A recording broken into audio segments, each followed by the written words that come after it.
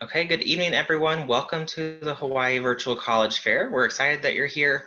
We're going to wait just another minute or so, let all the students make their way into the room, click all the right buttons in Zoom to get in here. So we'll get started here in just a minute or so. So thanks again for being here.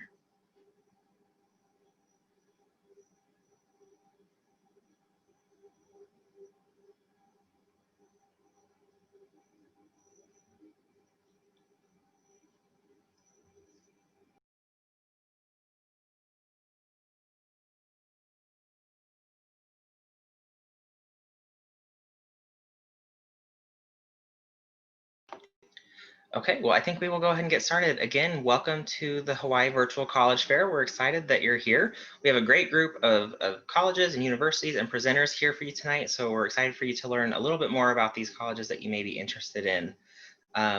First, just a few housekeeping announcements before we get started. Your cameras and microphones are turned off, so don't worry, we can't see you or hear you. Hopefully you can see and hear us okay though. So if for some reason you can't, just send us a message in that Q&A box on your Zoom toolbar and we'll be happy to help troubleshoot that with you. Speaking of the Q&A button, that's really the best way for you to engage with our speakers this evening. So we would encourage you to use that Q&A button to ask questions to the different colleges that you're interested in, or general questions that you would like all of the colleges to answer. You're certainly welcome to do that as well. So it doesn't just have to be when that university is presenting. You can ask questions all throughout the session and they'll be happy to type responses to you throughout the evening as well. So be sure to do that. Don't forget, this is just one of many different sessions that are happening today and this week. So be sure to check the StriveScan website where you signed up to see any additional sessions you might be interested in, as well as all of the session recordings that will be available within about a week or so. Last but not least, if we don't get to all of your questions tonight, don't worry. All of our college representatives will be getting a transcript of the Q&A section. And so they'll be happy to follow up with you individually after the session as well. So we will make sure one way or another that we get all of your questions answered, but be sure to submit those throughout the evening.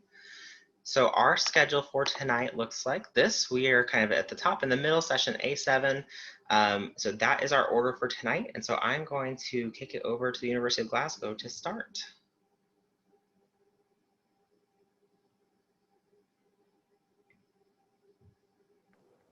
Right. Hey, everybody. My name is Ashley Sabajian.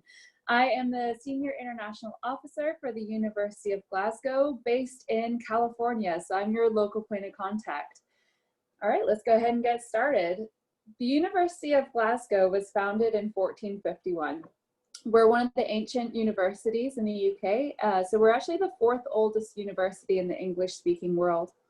We have around 29,000 students, so we are a larger institution, but what's really cool about that is we have a very international student body. So that student population is made up of over 140 nationalities. You're going to be meeting people from all corners of the globe. We have around 1,000 North Americans studying on campus with us. The University of Glasgow is located in the heart of Scotland in Glasgow. So Scotland is great for a student with a sense of adventure, somebody who maybe likes getting outdoors, going on hikes. It was voted the most beautiful country in the world by Rough Guides in 2019, and I can attest that you actually don't have to travel that far to see scenery like what's in this picture. This is Loch Lomond. It is about 40 minutes away from our campus, so it's really common for students to get out and explore not just Scotland, but also other places in the UK. Scotland's also great for somebody who loves things like live music or theater and history. In terms of the city of Glasgow, so Glasgow is actually the largest city in Scotland and the fourth largest in the UK. In the center of the city, there's around 600,000 people, but in the sprawl, it adds up to about 1 million total. We're a UNESCO City of Music, and on average, there's 150 music events that take place across the city every week. So there's always something to do when you're a student. Because it's such a big city, it's really easy to get around. We have great public transportation. So there's a subway system, trains, buses, and we also have 2 airports right in the city. So a lot of our students travel in their time off and outside of their classes. The university campus itself is actually located in the west end of Glasgow, so you can think of this as a more laid-back, relaxed neighborhood within the city. It's right next to the foodie quarter. It's full of cobbled streets and lots of independently owned restaurants, cafes, things like that. This picture here is of Ashton Lane, which is a really cute alleyway only 5 minutes away from our main campus building. A lot of students go here to grab a bite in between classes because on one end you have the subway entrance and on the other you have our main building. So most of our students will be living in the west end of Glasgow. In terms of what you can study, business management, computing sciences, engineering, and psychology are amongst some of our most popular degrees, but we actually have over 300 different degree combinations. Joint majors are very popular, and there's a ton of different things that you can choose to combine and study throughout your degree.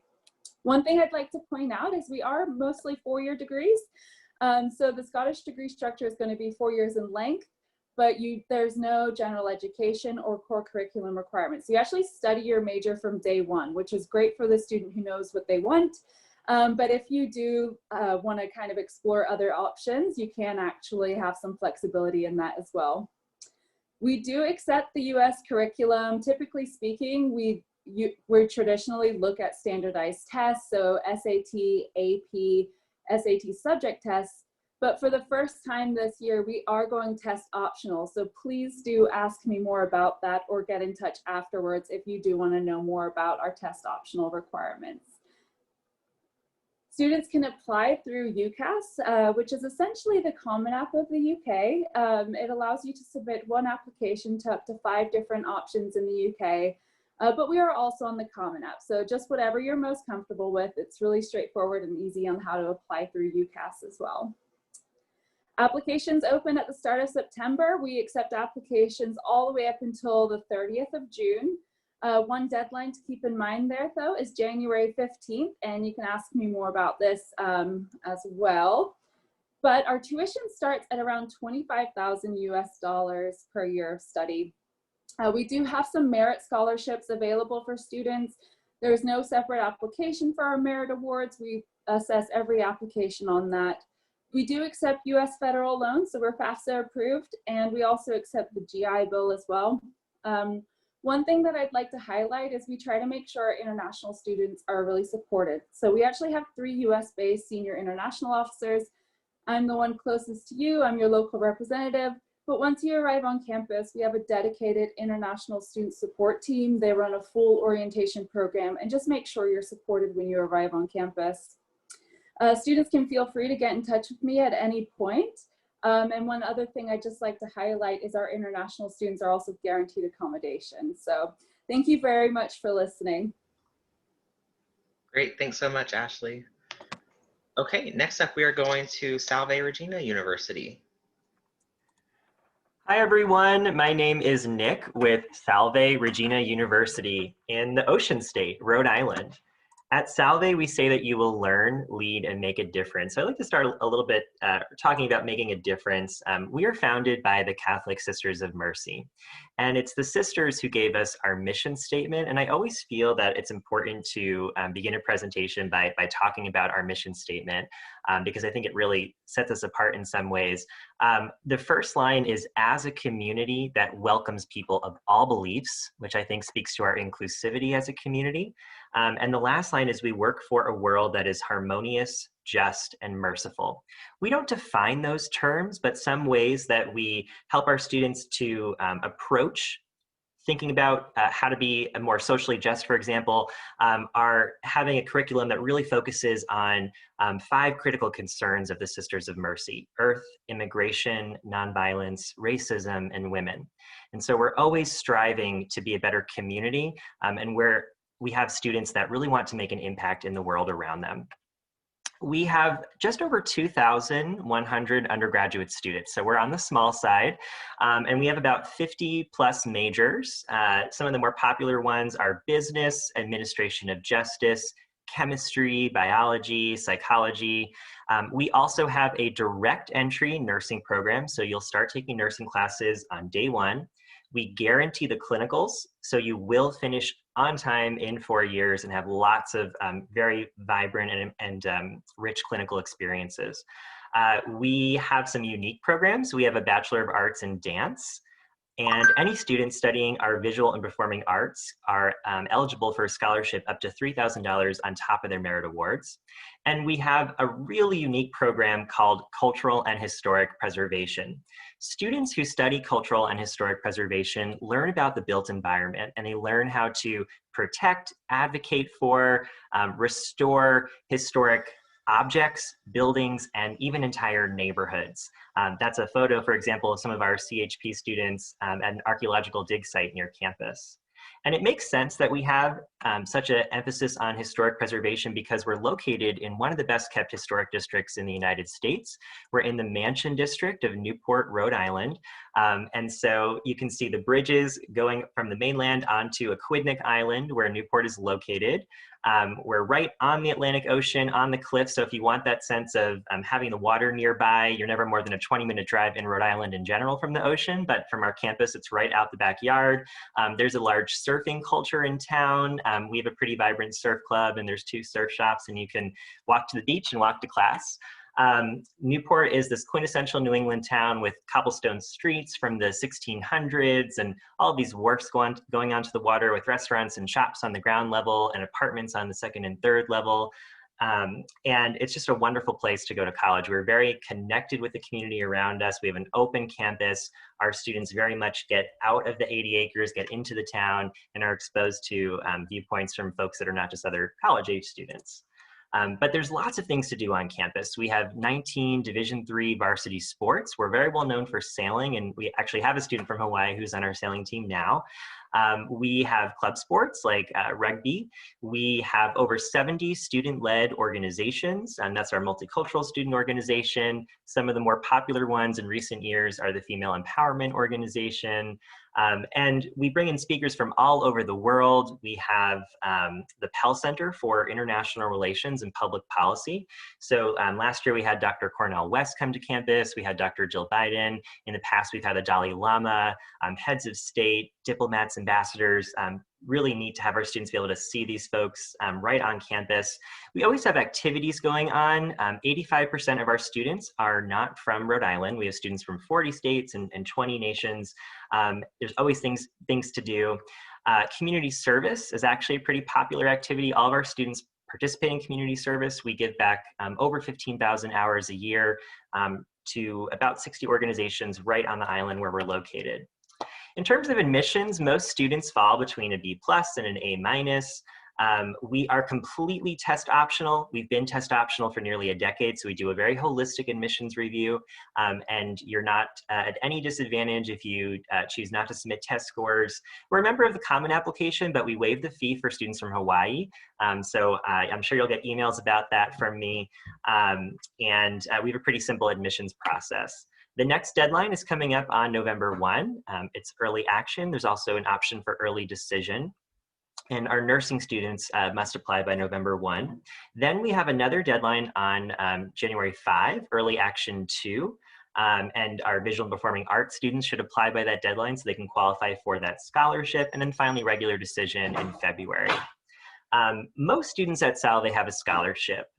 And that could be a combination of merit money, need-based money, or both. And our merit awards range from $12,000 to $25,000 off the cost of tuition. You're automatically evaluated for those awards. Students from Hawaii automatically receive a merit scholarship, and usually a little higher than some of our other students because recruiting students from Hawaii is a large priority for us.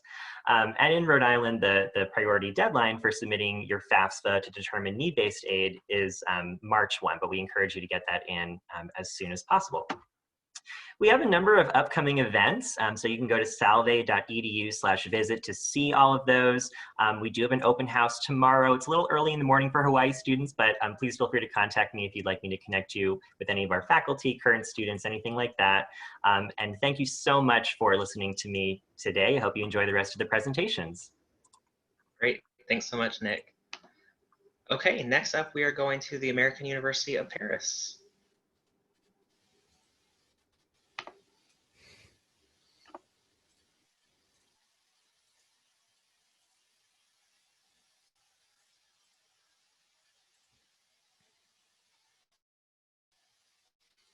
Bonjour, my name is Jen Boucher, and I'm the Assistant Director of Admissions with the American University of Paris.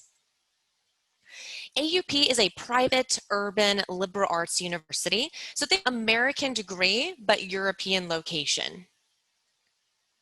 We have over 1,000 students, but they come from about 100 countries, so all over the world, all different backgrounds, beliefs, nationalities, ethnicities. But you'll see here about half of the students come from the US, but many times they are dual citizens, multilingual, well-traveled, or have a desire for that global career. 15 is the average class size, and 9:1 is a student to professor ratio. But along with our students being from all over the world, the faculty come from about 30 countries and 70% speak 3 or more languages. Keep in mind this is an American university, so we offer that 4-year semester system, liberal arts programs, all classes are in English, and we are a fully accredited university. We have 26 majors and 39 minors, mainly in the fields of business, politics, communications, arts, and humanities, with an international emphasis. But along with your traditional classroom setup with the discussion-based classes and those small classes as well, we have many classes that actually take you out into the city to explore. So Paris Suits Museums or Paris Suits Architecture. So you get to use the city to see the museums or the historical sites and apply what you've learned in the classroom in person through experiential learning. As you know, we are located in Paris, France, but more specifically, we're in the 7th arrondissement. This is the same neighborhood as the Eiffel Tower, which you see on the left. Hotel des Invalides, where Napoleon is buried, is on the right, and those numbers 1 through 7 are the campus buildings right in between. So it's about a 15-minute walk across the furthest points of campus, but usually as a student, it would be 5 or 10 minutes between classes. This is the same map from before, but actually that real-life photo. So we are located in this triangular section. You see the mouse hovering over right there. But think of it like an open urban campus feel, where you're truly woven right into the city. When students walk from class to class, they see buildings very similar to these, with that beautiful French architecture. And we're also surrounded by businesses, restaurants, cafes, museums, and apartments. We have tons of clubs and activities, plus events all throughout the year, but one of my favorite events is called the World's Fair. This takes place every spring, and it's very similar to a college fair, but every table is a different country with food from their homeland, so bon appetit.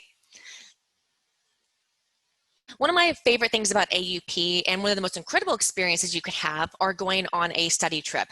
These are where students travel all over the world with their professor and classmates to experience what they're learning in the classroom in person. So recent trips have included Shakespeare in London, psychology in Cairo, and film in the Netherlands. Along with these, we offer cultural excursions, which are more like fun trips mainly throughout France that range from a perfume making class in Paris to visiting Normandy for the weekend. Housing is very unique compared to most universities. Instead of the dorm with the meal plan, we have independent housing for our students. So we've used apartments or resident halls, homestay past changes due to COVID-19. So stay tuned for more information, but housing is guaranteed and required for freshmen for the first year or for transfer students for the first semester. Our housing office will also find and furnish these spaces for our students, and they come with kitchen areas so you can cook your own meals or eat at the many amazing restaurants and cafes all over Paris as you please. Now, to apply to AUP, you can apply via common application or to us directly. Either one is great, but we do require 2 essays, 2 letters of recommendation, your activities list, and your transcripts. We are test optional, and the average ACT is 1265, average SAT 1265, average ACT is 30. The admissions office begins to read applications in mid-November, so from that point forward, you should hear a response within 3 to 4 weeks. Here's the cost of attendance for the 2020-2021 school year. It would be somewhere around $58,000 US for the entire year for the whole total cost, give or take based on the exchange rate. Along with that, we offer scholarships like you see listed here. So Global Citizen is merit only, Tuition and scholar are merit need combination, where you would fill in FAFSA and the AUP aid application. Overall, the highest award covers 75% of tuition, and the average award covers 1/3 of tuition. Plus, students can use loans or private scholarships as well, but no federal grants because we're located abroad. 94% of our students have a job or are in grad school within 1 year of graduation.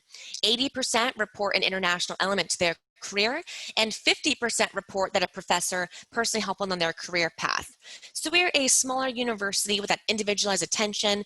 Plus, we have 20,000 alumni in 145 countries all over the world.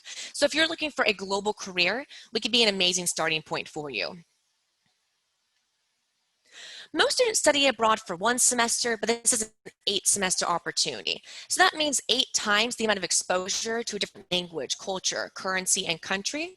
So merci for your interest. It was lovely to meet you, and I hope to see you as a global explorer at AUP someday.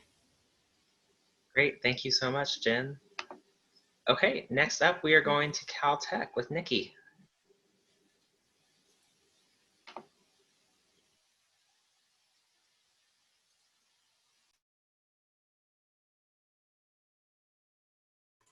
Okay.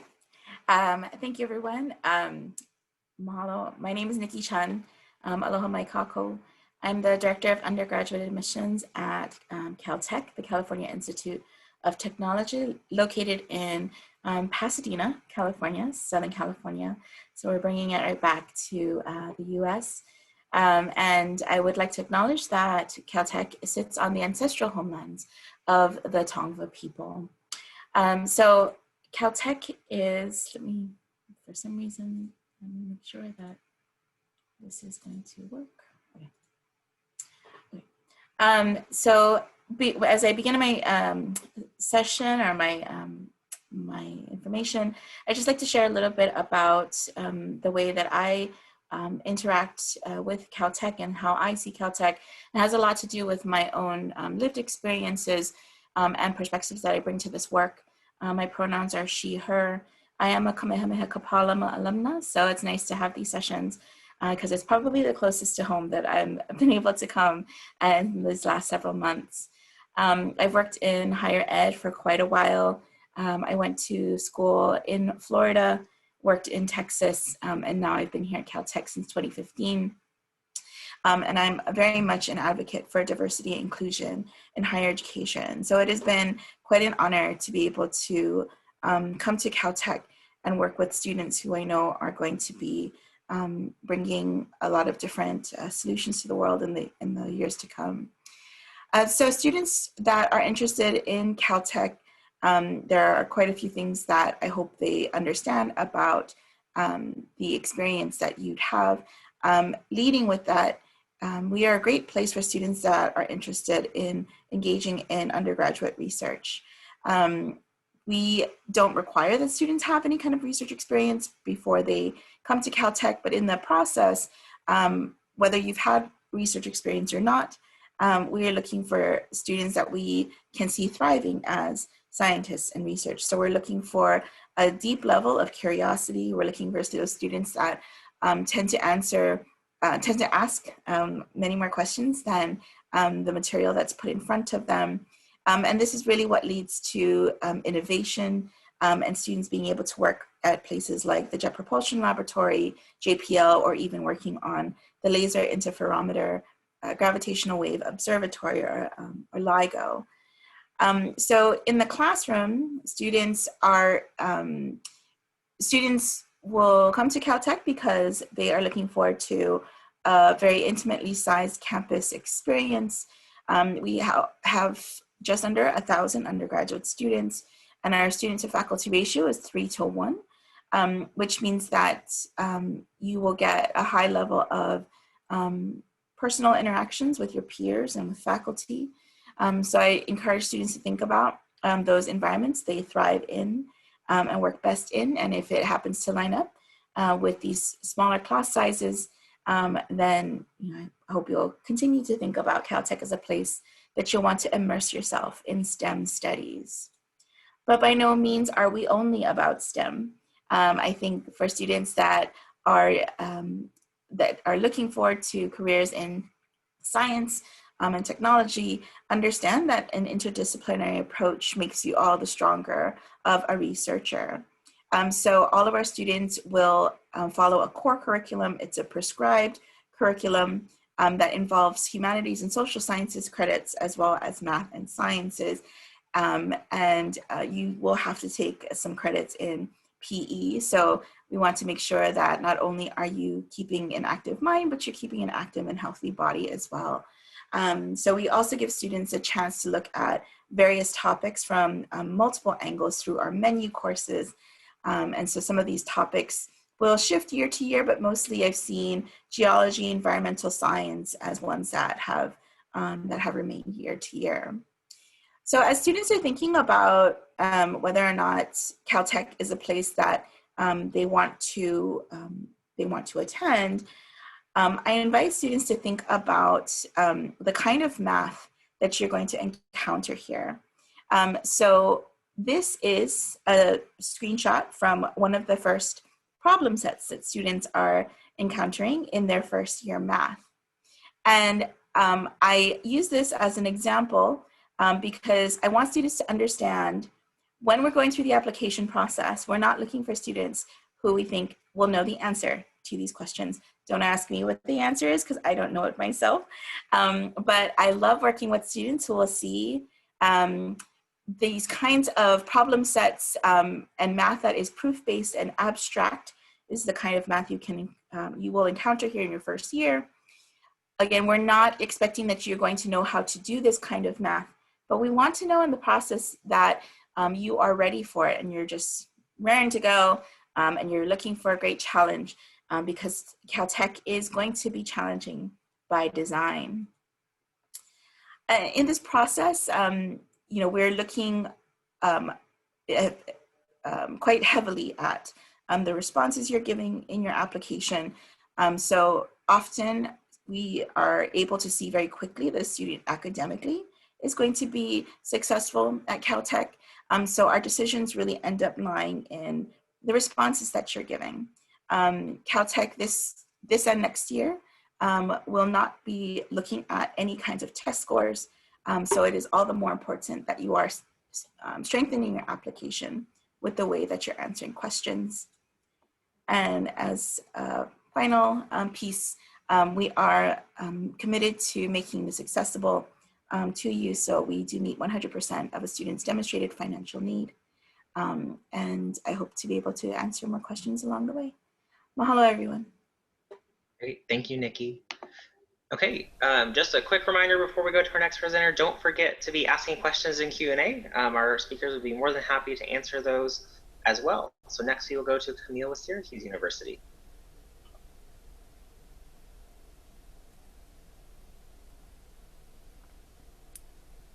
Hello, everybody. My name is Camille Kreitz, and I am the Associate Director of Admissions for Syracuse University, and I'm based in Southern California. So I'm about halfway between Syracuse, New York, and Hawaii. Syracuse is right in the middle of New York State. It's about 5 hours north of New York City and about 5 hours west of Boston. From Hawaii, you can fly into any city as far west as Denver. So Chicago, Denver, Minneapolis, Detroit, New York, Boston, Philadelphia, they all have direct flights into Syracuse. So you can get to Syracuse with one connection, and in 20 minutes you'll be on campus. And this is our campus. It's built up on a hill about 10 minutes outside of downtown Syracuse. So the city of Syracuse has about 700,000 people. It's actually a city, not just a little college town. But when you're up on the hill, you do feel like you're in a little college town. We are a residential campus. You are required to live on campus your first 2 years, and then as a sophomore or a junior or a senior, you can choose to live on or off campus. So we have over students from all 50 states and from over 170 countries. So it's a very diverse campus in every sense of the word. We have over 300 clubs and organizations. We have D1 sports. We have club and intramural sports as well. We have Greek life, but we also have tons of different kinds of clubs. So we've got religious clubs and cultural clubs and political clubs. We've got community service opportunities. We have clubs that are specific to majors, so business clubs, engineering clubs, journalism clubs, et cetera, et cetera. We also have a lot of extracurricular activities organized by the university. So there's always something happening on campus. We also have a big speaker program every year too. So last year, just as an example, Trevor Noah was on campus doing a series of lectures about current events and such. We do have 4 seasons, so we it's in the high 70s this week and beautiful. So fall is definitely the most beautiful time of year, I think, with the change of colors and all. So typically, though, when you get back after the holidays in January, so from January to March, which is typically winter in most places in the world, it's going to be winter. Now, it is a walking campus, so everybody is out and about in the winter just like they would be during the rest of the year. So you still are walking to class and walking to the library, etc. And there are plenty of winter sports opportunities and things to do outdoors, but if you prefer to stay indoors, we also have a lot of indoor facilities. So this is our Barnes Center, where not only do we have all of these athletic facilities, but we also have our health center and we have our counseling center. And this is right in the middle of campus. It's a 10-minute walk from any dorm that you'll be living in. So we have these facilities. There's also an esports room, a rock climbing wall. So this is just one of the indoor student hubs available to students on campus. We really focus on experiential style learning. So first of all, we encourage students to get involved in research and internships. We are a Tier 1 research institute, and undergraduate students are doing research in every field. So not just in the sciences, but also in the arts, the humanities, and the social sciences. We also, some of our majors require internships. Many of them, if they're not required, they'll at least encourage them. And of course, we will help place you in those internships. And you can do those on campus in the city of Syracuse and also when you come home during the summer. We do have a large alumni network, and so those connections help us with internship placements and eventually for job placements as well. We also have a big study abroad program, and over half of our students do study abroad sometime during their 4 years. You can study abroad as early as freshman year all the way up to your senior year. And depending on your major, you can also study for a full semester or a summer program or even a short-term program. So we have about 15,000 undergraduate students, so we are considered a mid-sized university, but because we're divided into 9 different colleges, your academic experience is going to have the feel of a much smaller school. Our average class size is 26 with a student-to-teacher ratio of 15:1. We have over 200 majors and 100 minors, and you can take classes across different colleges. So these are our 9 different colleges. Because everybody is required to take classes within the College of Arts and Sciences as their core curriculum, it creates a flexibility that allows students to apply undeclared, to change their major once you get to campus, to pick up a double major or pick up a minor. And so you do have that flexibility. Most of the colleges, you'll apply to them directly, but most of them you can apply undeclared within them. There's just a couple of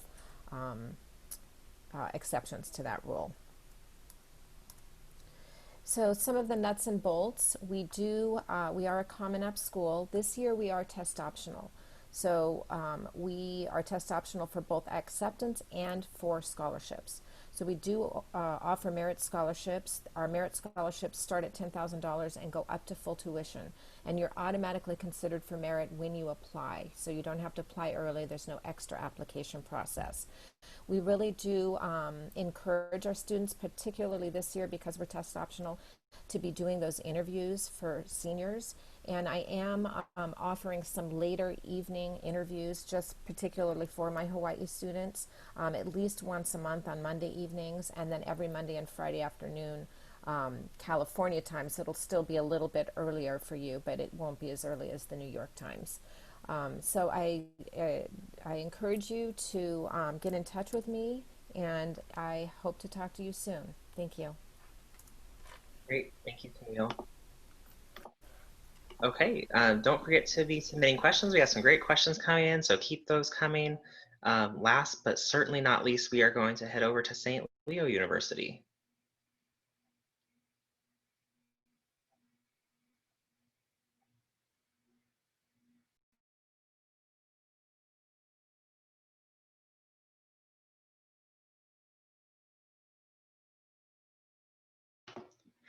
Joseph, sorry, I think you're muted.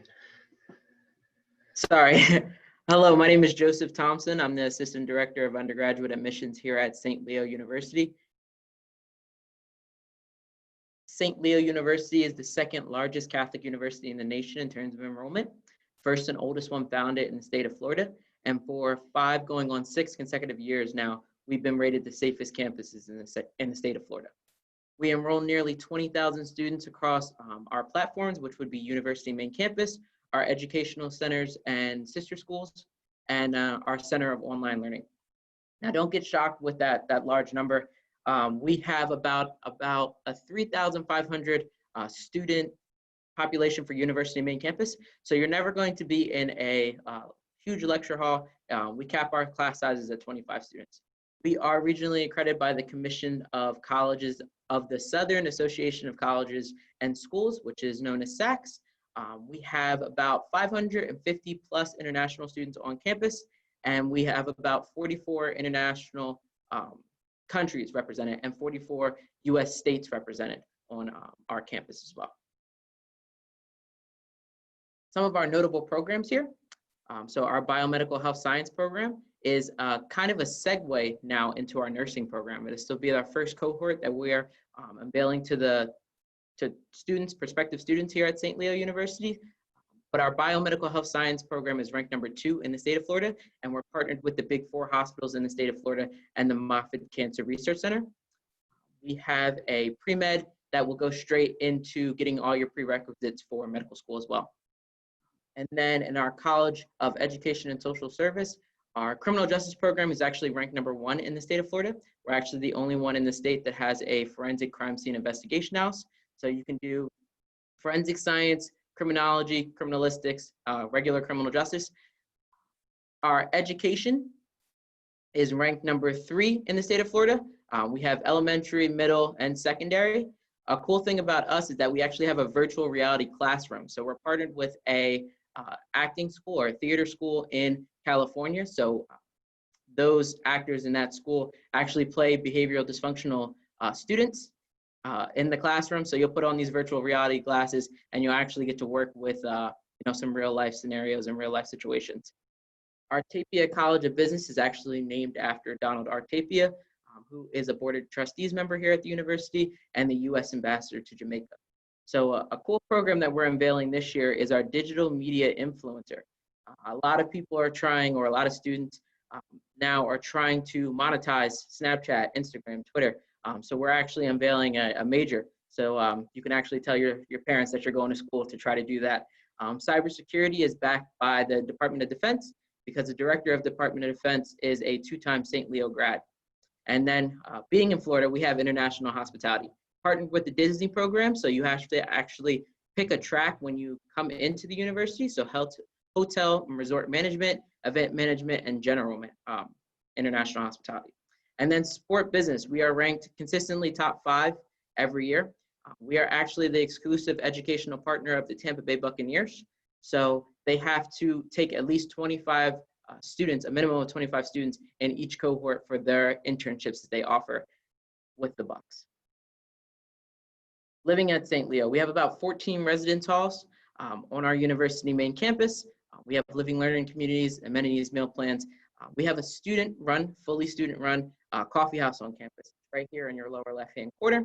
It's called Benny's Coffee House. And then our wellness center that will be unveiled next year will have the largest lazy river in the nation at a university. So it's actually in the middle, right above the #1 safest campus in Florida.